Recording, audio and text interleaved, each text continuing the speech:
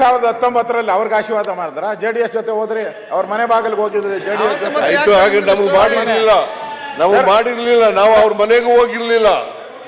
ಹೋಗಿದ್ರು ಅಂತ ಹೇಳ್ತಾರಲ್ಲ ಸರ್.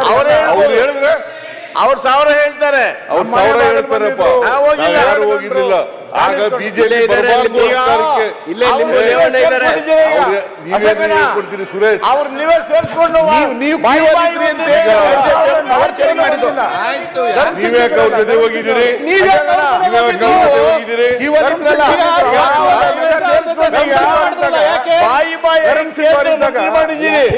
ಬಂದಿರಲ್ಲ ಅವಾಗೂ ಸರ್ಕಾರ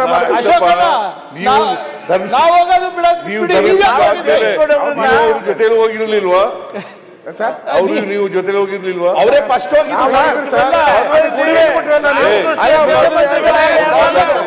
ಯಾರು 2000